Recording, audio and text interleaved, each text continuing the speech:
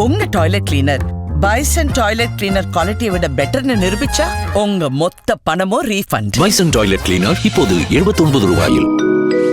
சொந்த வீடு வாங்க ஸ்டெப் ஸ்டோனுக்கு வாங்க. Step stone.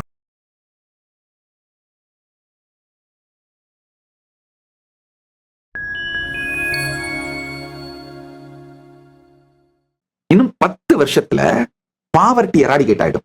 சொல்றதெல்லாம் கேட்டு 10 வருஷத்துல பாவர்ட்டி எராடிகேட் ஆயிடும். அடுத்த 20 வருஷத்துக்குள்ள 2045 பூமியில எந்த இந்த பார்டர் சார்ந்து மிகப்பெரிய சங்கடங்கள் பிரச்சனைகளே இருக்காது.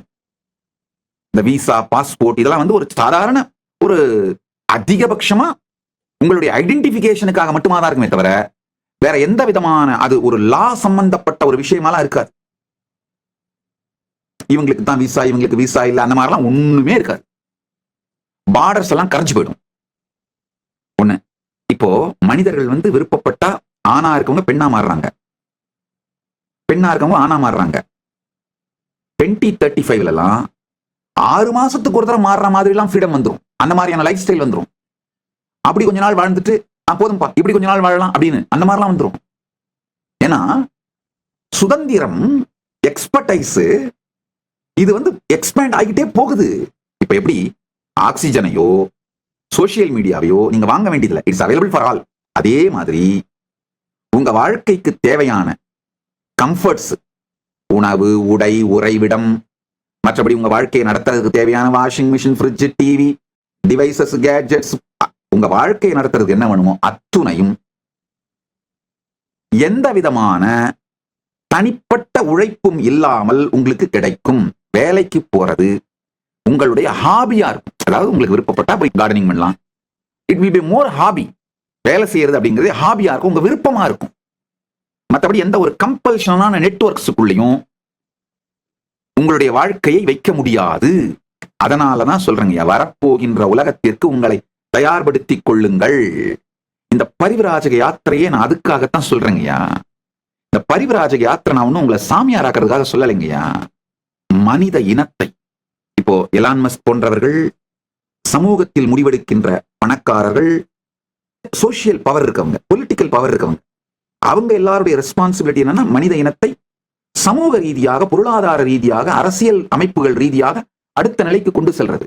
ஞானிகள், அவதார புருஷர்கள், அவங்களுடைய பொறுப்பு என்னன்னா கான்சியஸா உங்களை அடுத்த நிலைக்கு, சூப்பர் கான்சியஸ்னஸ்க்கு கொண்டு செல்றது என்னுடைய பொறுப்பு, கடமைங்கயா. அந்த கடமையினால் சொல்லுகின்றேன், என் பொறுப்பினால் சொல்லுகின்றேன். என் உயிர் என்னுடைய பொறுப்பு என்று உணர்கின்ற ஒரு விஷயம் இந்த மனித இனத்தை அடுத்த நிலை கான்சியஸ் லெவலுக்கு, ஒரு சூப்பர் கான்சியஸ் பிரேக் த்ரூ கொடுக்கிறது என்னுடைய பொறுப்பு. அதுக்காக தான் சொல்றேன்.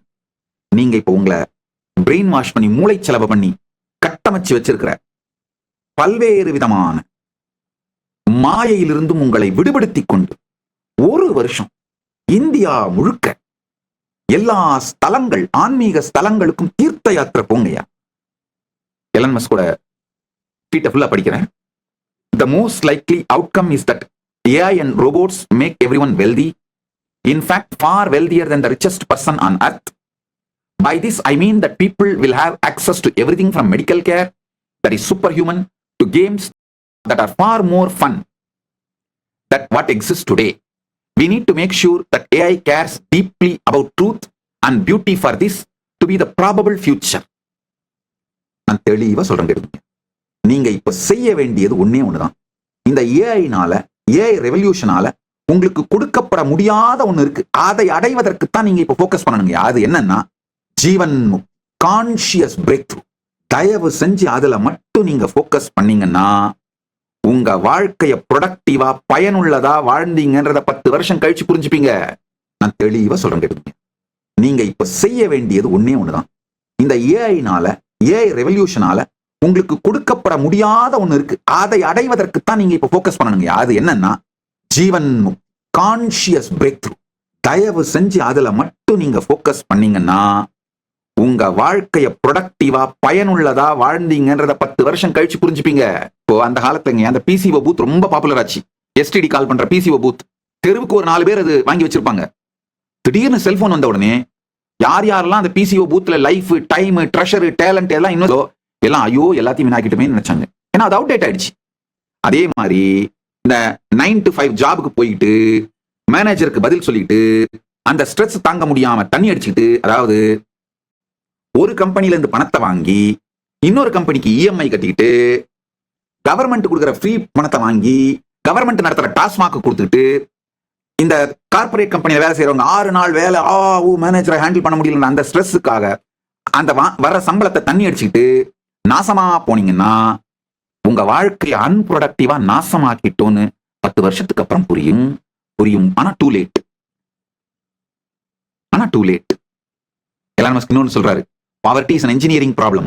I see poverty as more of an engineering problem than an unsolvable social issue. With Grok and Optimus, we could solve the labor shortage, drive costs to near zero, and create a future where poverty is statistically irrelevant. இதெல்லாம் நடக்க போகுது. அதனால உங்க manager கொடுக்குற, உங்க company கொடுக்குற 2 லட்சம் சம்பளத்துக்காக, 3 லட்சம் சம்பளத்துக்காக உங்க வாழ்க்கையை வித்துட்டு நாசமா போகாதீங்கயா. நடுத்தர வர்க்கமே, எஸ்பெஷலி இந்த மிடில் ஏஜ்ல இருக்கிற வர்க்கமே, மிடில் ஏஜ் உடனே 40 to 50 நினைக்காதீங்கன்னு, நான் 18 to 48 தான் மிடில் ஏஜ்னு சொல்றேன். காரணம் என்ன, இப்பெல்லாம் 18-19 வயசு ஆகும்போது எல்லாத்தையும் பார்த்து முடிச்சிடுறீங்க. கவர்மெண்ட் கொடுக்குற காசை வாங்கி அப்படியே டாஸ்மாக் கொண்டு போய் கொடுத்து குடிக்கிறது, ஒரு கம்பெனியில பணத்தை வாங்கி இன்னொரு கம்பெனிக்கு இஎம்ஐயா கட்டுறது, இது ஏதோ பெரிய உங்களுடைய வாழ்க்கையோட சக்சஸ் நினைக்காதீங்க. இதை செய்யறது நடுவில் உங்க உடம்பும் மனசும் நாசமா போச்சு. இப்ப நீங்க செய்ய வேண்டியது ஒன்னே ஒண்ணுதான். இந்த காலகட்டத்துல உலகத்துல மிகப்பெரிய டிரான்சிஷன் நடந்துட்டு இருக்கு. இந்த டைம்ல நீங்க செய்ய வேண்டியது ஒன்னே ஒண்ணுதான். உங்களுடைய கான்சியஸ் growth, உங்களுடைய சூப்பர் கான்சியஸ் பிரேக் த்ரூக்கு முழுக்க உங்களுடைய டைம், ட்ரெஷர், டேலண்ட், எனர்ஜி அத்தனையும் ஃபோக்கஸ் பண்ணுங்கயா. உங்க டைம் உங்க மேனேஜருக்கு ப்ரொடக்டிவிட்டி, பணம். உங்க டைம் உங்க கேர்ள் ஃப்ரெண்டுக்கு அட்டென்ஷன், லவ். உங்க டைம் உங்க பையனுக்கு நீங்க வாங்கி கொடுக்குற சைக்கிள், பைக்கு. உங்க பொண்ணுக்கு உங்க டைம் நீங்க வாங்கி கொடுக்குற ஜுவல்ஸ் இல்ல மற்ற கம்ஃபர்ட்ஸ். உங்க டைம் உங்களுக்கு லைஃப்ங்கயா. அத நல்லா புரிஞ்சுக்கோங்க. 10 வருஷத்துல இன்னொன்னு சொல்றேன் கேட்டுக்கோங்க, பாவர்ட்டி மட்டும் இல்ல, பணம் irrelevant ஆயிடும். அந்த மாதிரி சமூகத்துக்குள்ளதான் நாம இப்ப ஆக்சுவலா நுழைஞ்சிட்டு இருக்கிறோம். Poverty is an engineering problem இப்ப சொல்றாங்களே, நான் இது 4 வருஷத்துக்கு முன்னாடி தெளிவா சொல்லியிருந்தேன். Poverty is not an unsolvable social issue.